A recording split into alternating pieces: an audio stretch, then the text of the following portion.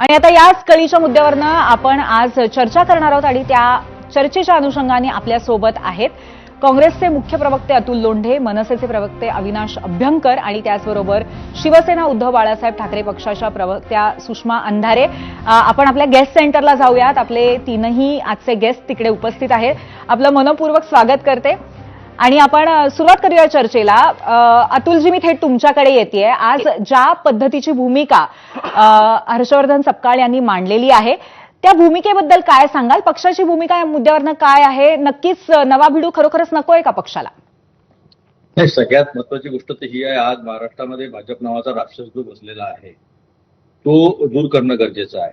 तुम्ही शिरसाटांची ऐकली असेल प्रतिक्रिया।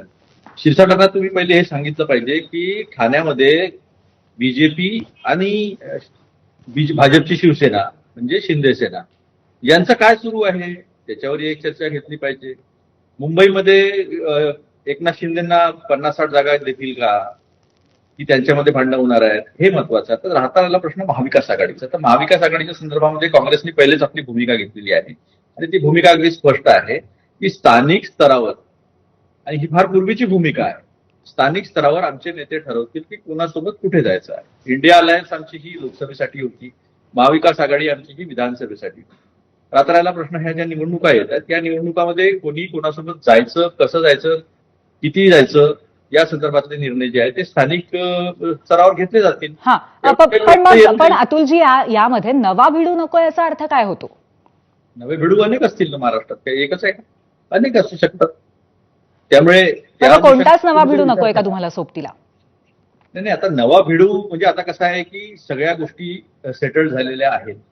जागांचा प्रश्न येतो, नवा भिडू घेतला की जागांचे प्रश्न उपस्थित होतात, वाद होतात। त्यापेक्षा आहे आमच्या त्याच्यामध्ये डिस्ट्रीब्युशन व्यवस्थित झालेलं आहे, या अनुषंगाने ते होतं। पण आत्ताची निवडणूक जी आहे ही निवडणूक स्थानिक स्वराज्य संस्थांची आहे आणि त्या स्थानिक स्तरावरच्या नेत्यांच्या निर्णयाच्या अनुषंगानं काँग्रेसमध्ये निर्णय होईल की कोणासोबत जायचं आणि कोणासोबत नाही जायचं आहे।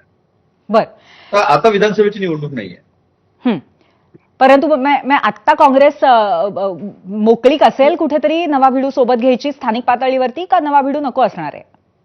नाही, असं आहे की महाविकास आघाडीमध्ये नवा भिडू नको, कारण की जागा वाटपामध्ये अडचणी होतात हे आपण पाहिलं आहे। आता स्थानिक स्वराज्य संस्थेच्या निवडणुकांमध्ये स्थानिक पातळीवर येईल आमच्याकडे की कोणासोबत आघाडी करायची, कोणाची नाही, हे स्थानिक नेते ठरवतील आणि त्या अनुषंगाने वरिष्ठ नेते जे राज्यातले ते निर्णय घेतील।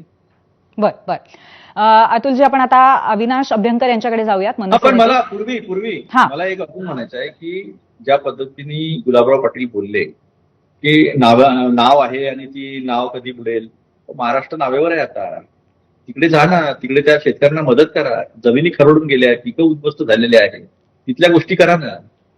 आमच्यामध्ये तुम्ही किती काय बोलले तरी काही फरक पडणार नाही आहे, तर तिकडे जा म्हणा गुलाबरावांना, तिकडे मोठाली भाषण करण्यापेक्षा। गुलाबरावांनी हर्षवर्धन सपकाळ यांच्याबद्दल जे विधान केलं होतं त्या अनुषंगाने आपण बोलताय। नक्कीच आपण पुढे जाऊया। अविनाश अभ्यंकर यांच्याकडे मी जाते।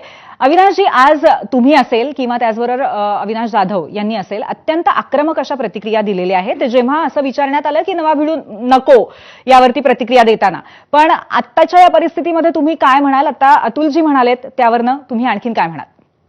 नाही, कसं आहे, एक लक्षात घ्या, अजून कशात काहीच नाहीये।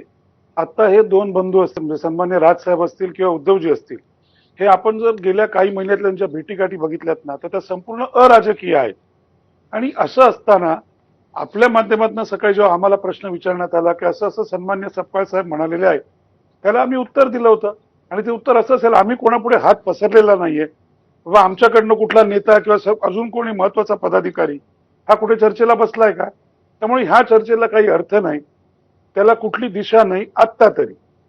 आता आम्ही सगळेजण तळागाळापर्यंत जाऊन आमच्या पक्षाचे जास्तीत जास्त उमेदवार कशा प्रकारे पुढे जातील, कशा प्रकारे विजयी होतील, हे आम्ही सर्व आता कार्यकर्ते काम करत आहोत। राजसाहेबांनी तळागाळापर्यंत जाऊन काम करण्याच्या सूचना दिलेल्या आहेत आणि अत्यंत सकारात्मक वातावरणात आमचा पक्ष अतिशय जोरात पुढे जातोय। त्यामुळे मला वाटतं तुम्ही येणार का नाही येणार का, कशात काही जर घडणार असेल तर मग पुढच्या गोष्टी होतात, आणि जर सकारात्मक किंवा नकारात्मक काही जरी घडायचं असेल